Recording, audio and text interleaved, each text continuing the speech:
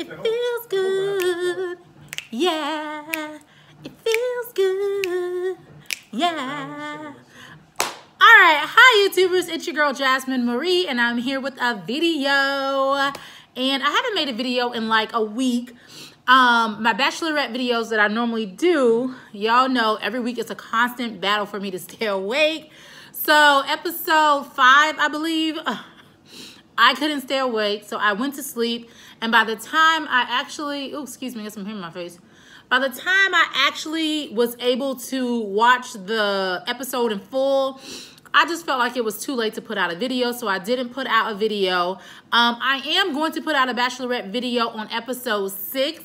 I probably will have that up and out tomorrow, so Sunday, because some really great stuff that I wanted to happen actually happened in that episode. So I'm gonna put out a video. I was debating like, don't put out a video because at this point the episode is like 4 or 5 days old, but I'm still gonna put out a video on that nonetheless.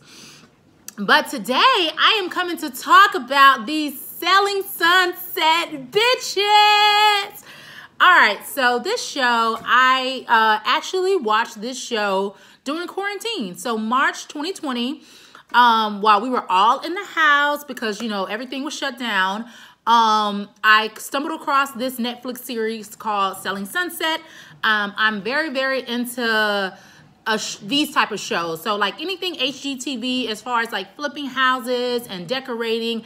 And in this case, selling houses, like that's definitely my type of show. So I stumbled across this and it just like reminded me of those days when I used to watch like The Hills, except this is adults and they're selling houses, and there's, you know, at first glance you would think that these women grew up with the silver spoon in their mouths, but then, you know, you find out, not because of the show, but just because like now I follow these women on Instagram and throughout the seasons and just other stuff, you find out that a lot of them did not grow up rich. You know, they grew up in some cases poor with nothing, and they've kind of just built themselves up to be at the level that they're at. So season 4 just dropped on Netflix on November 24th. So that was Wednesday. Was that Wednesday? It was, yeah, that was Wednesday. Wednesday it dropped on Netflix, and I watched it all on the 25th. So I watched it all on Thanksgiving Thursday. I love that there are only 37-minute episodes because you can get through it really quickly. But now I'm already fiending for season 5. So today I'm going to talk about season 4, episode 1. And I took notes because I took notes. Why else would I take notes? I took notes because I took notes. All right, so let's get started. The episode opens with all of the girls. They're in the office and they're talking about what they're working on. So they're talking about who's selling this house. They're closing on this, yada, yada, yada. So then Chrishell, she comes in and she starts talking about the market, how the market is so crazy right now. Actually, I'm in the process of home buying. My boyfriend and I, we're at that point in our relationship where we're ready to buy a house. So we've kind of been looking too.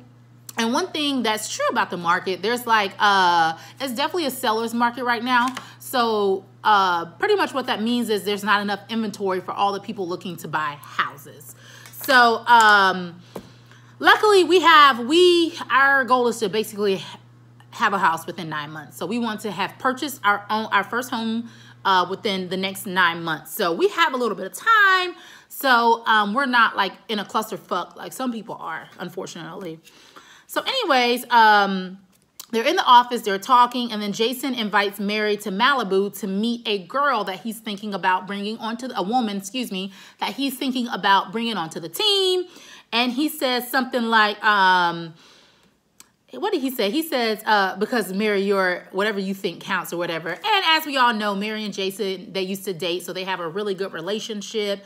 And I think Mary, I don't know if it's Mary or Christine, but one of them have worked there the longest, whether it be Mary or Christine. Yeah. So then someone asked about Christine. They're like, is she coming back to the office? So Jason's like, yeah, of course she's coming back to the office. She's just on maternity leave, yada, yada, yada. And I want to say one thing that I've watched all the episodes. So one thing that I did not like every fucking episode, every single scene, these bitches, they talked about Christine the whole fucking time. And let me dig into this real quick. Let me dig into some asses real quick, okay? So when I first started watching this show, season 1, 2, 3, right? I honestly was not a fan of Christine. But the thing is, Christine was like the ringleader. So it used to be like Christine, Heather, Davina, Maya, she's always like on the fence. So she's like, I'm with Christine, but then I'm with Mary. No big deal. I think it's good to her role. I like the role that she plays, right? So all of these bitches pretty much wanted to be in with Christine. They wanted Christine to like them. They wanted, you know, Christine was the HBIC, right? But then we're into season 4 and all these bitches are talking about Christine. Granted, I don't know the backstories. And I know all summer, like on Instagram, when they were promoting Selling Sunset, I never saw Christine in any of their stuff. I never saw them posting about Christine. They would post pictures together and stuff, the ladies of the show. But Christine would never be in it. So I follow Christine on Instagram. But I'm like, oh, well, where's Christine? Like, damn, is Christine isn't even in the season, right? So that's what I'm like kind of thinking at this point. So I know Christine and her husband, they be traveling the world and shit, right? So I'm like, oh, okay, maybe Christine is just traveling. But then we see on the season, like, no, bitch, Christine isn't traveling. Like, these bitches are just trying to X Christine out. And I really didn't like that. I didn't like that because I feel like some of them, Chrishell, bitch, yes. I feel like Christine hit that nail on the head when she was like, Chrishell plays to be nice, but really she not nice. Because, like, when Chrishell first came on, I think she came on season 2, right? I liked her. She was not what I thought was nice.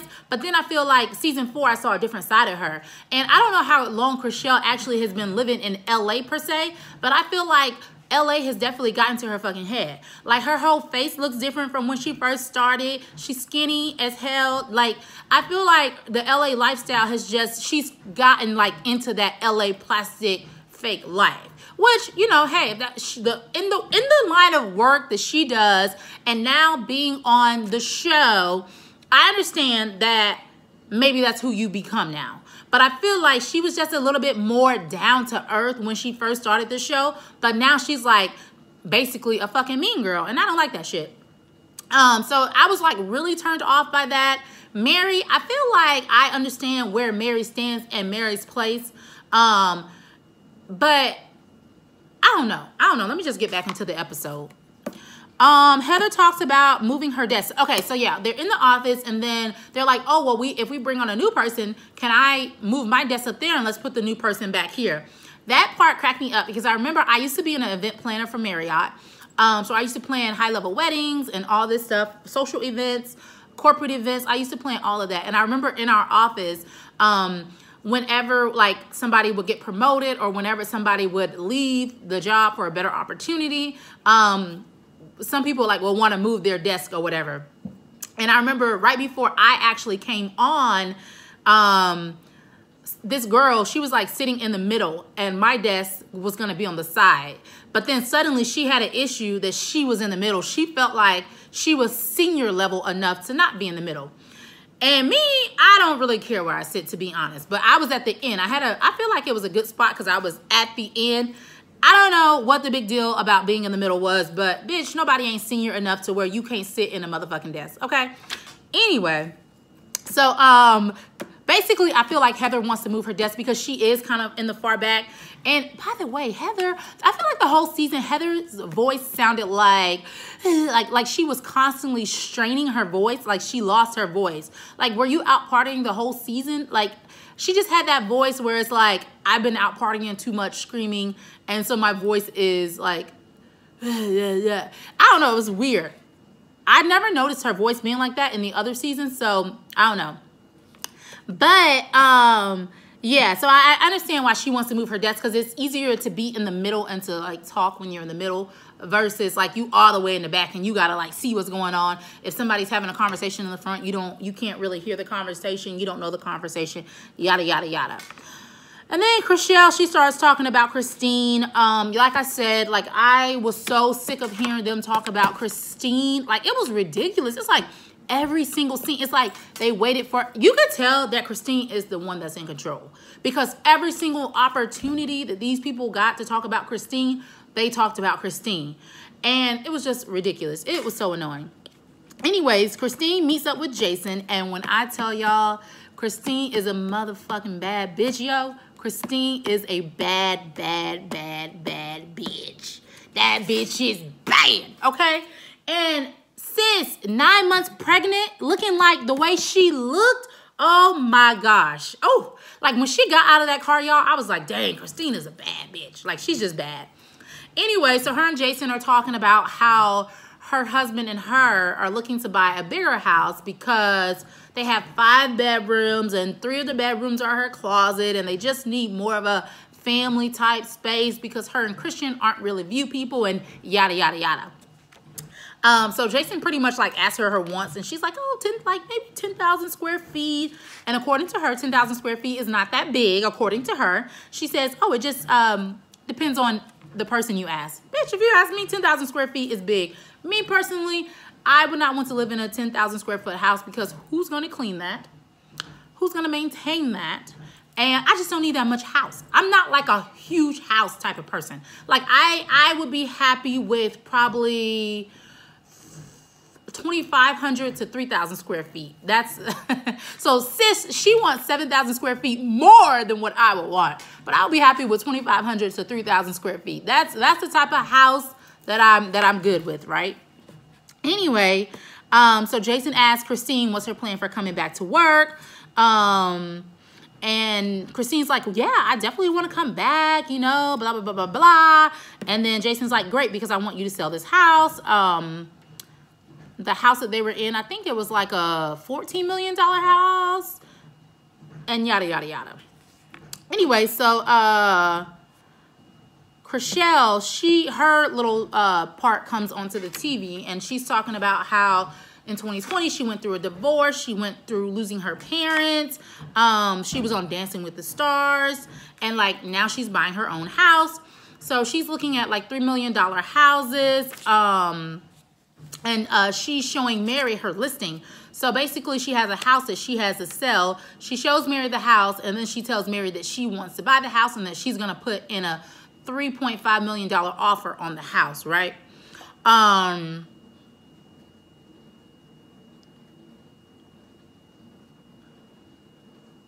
then she actually said something really what I would consider pivotal. She was like, the house that she had with Justin, which is her ex-husband, she was like, she felt like that wasn't hers because I guess she signed something that said maybe if they ever got divorced that she would have no rights to the house. And, you know, I will say I can relate to that in the sense of, I remember, like, I always like to have my own stuff. And if I'm going to do something with somebody, like, for instance, me and my boyfriend, like, I moved here to New York, right? So I would have never moved here to New York in his house. He would have had to leave that house, and we would have had to get a house together. I'm really not big on moving into someone else's stuff. It has to be ours.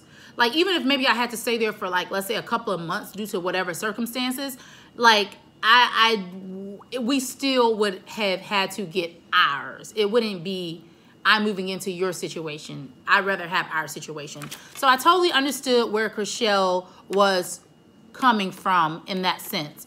And I love that Chrishell was so excited about purchasing her own home because she felt like she had finally made it in the sense of like, I'm doing something for myself. Now I'm going to have a place where my family can come and have Christmas, have Thanksgiving, and we could share memories in this house. So that was beautiful to see. That's definitely obviously a part of the show that I enjoy. And definitely, like, when I watch the show, I enjoy the moments. Like, for instance, I love seeing Tariq and Heather talk about their relationship. I love seeing them together. I like that, and I like to see them selling houses. I like the drama, but I don't like when the drama is centered around one person, if that makes sense.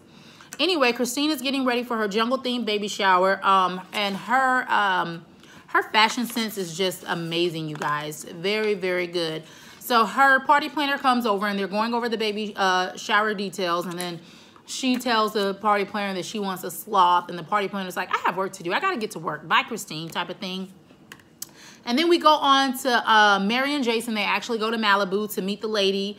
Her name is Vanessa, and she's going to be the newest member of the O group. Is it Oppenheim? I always get like the name mixed up, but I think it's Oppenheim. So she's going to be the newest member on the Oppenheim group. And she talks a little bit about herself. She's from Mexico City, born and raised. She has only been in real estate for a year. And she talks about her accent. I really like Vanessa. Just as you watch the show, like, you really get to see like how awesome Vanessa is. And as I review the episodes, you'll see like how highly I speak of Vanessa. I think Vanessa is an amazing woman, and I think that she's a wonderful addition to the Oppenheim group. So I'm happy to see Vanessa on there because I do really like her. She used to do Mexican soap operas, which is also really cool, right? So yeah. So Heather, she has a showing for a $13 million house. After they meet with Vanessa, you see Heather scene. She's getting ready to show this guy this $13 million house, and she's on the phone with Tarek. I just said that I like to see that part of the show as well. So it's funny because I watched Tarek on HGTV, like flipping houses, and when he helps people flip the houses, and him and Christina, his ex-wife, they have the show together or whatever. And I follow Tarek. I actually follow Tarek on Instagram because of, I don't know if I follow him because of Christine or because of Heather. I think I follow him because of Christine, his ex-wife, Christina, whatever her name is. I think that's why I follow him. But then I realized, like, wait, that's the guy that Heather is engaged to. And then it clicked. And I will say, they kind of annoy me on Instagram, like Tarek does. He always like writes these long passages with his pictures. So whatever. I like to see him and how involved he is with his children. And his love for Heather is just unreal. Like, it's beautiful. Anyway, so while she's on the phone with Tarek, I guess she got her hair done. And she's like, yeah, babe, I went long this time. And he's like, babe, I love it. You know, they're really corny, cute. Like, it's really corny, but he's really cute. So then her client walks in while she's on the phone with him. So she hangs up with Tarek. Tarek has, by the way, I wrote this little note. How Tarek's voice is so like announcerish and radio is, hey, babe, like, you know, like, dude, like, Tarek, you can talk to Heather without acting like you're filming, you know, flipping houses on HGTV, right?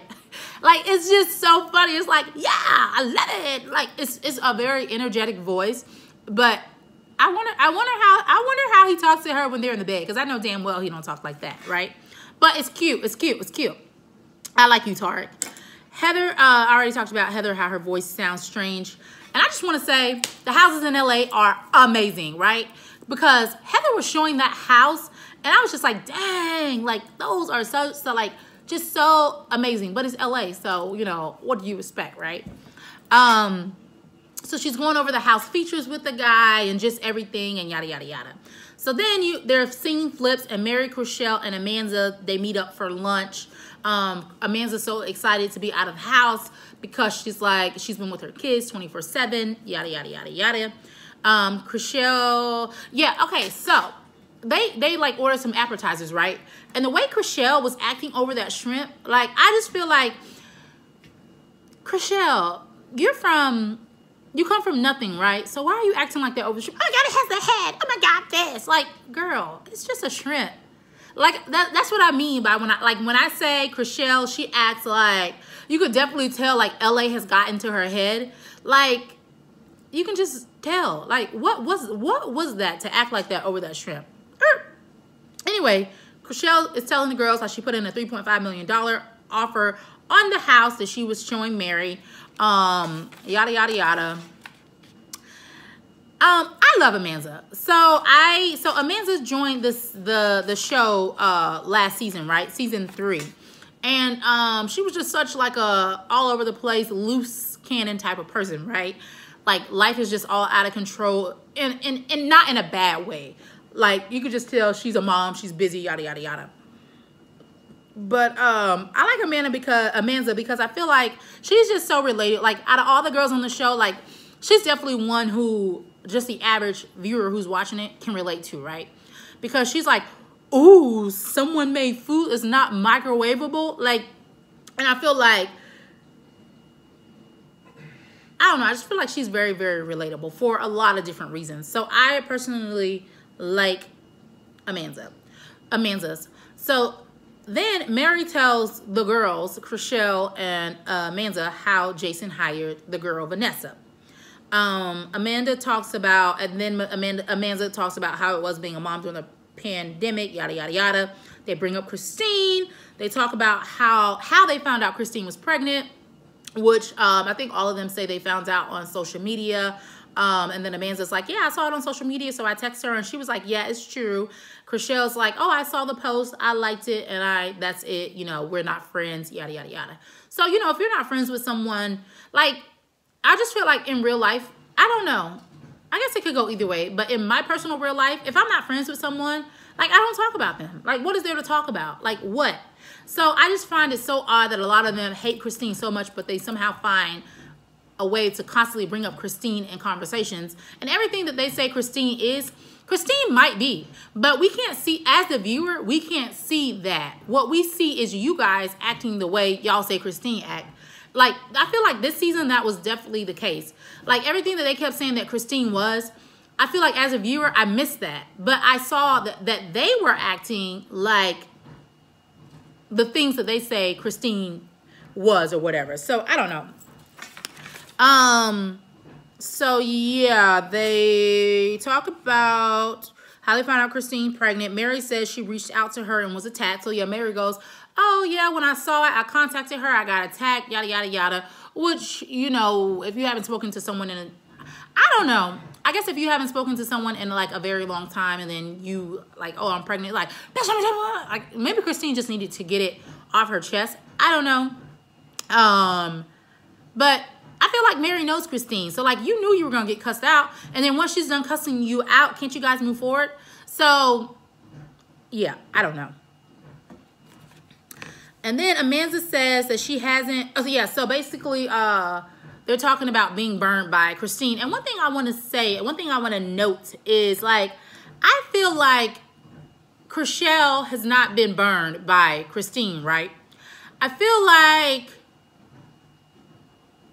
Christine just never really liked Chrishell. I don't feel like she did anything sneaky behind her back. I don't feel like she did anything crazy. I feel like she was always upfront that she didn't like her, and that was that. And I think that she also didn't like that Mary and Chrishell were getting close, because Christine kind of seems like a territorial friend, like, oh, this is my friend.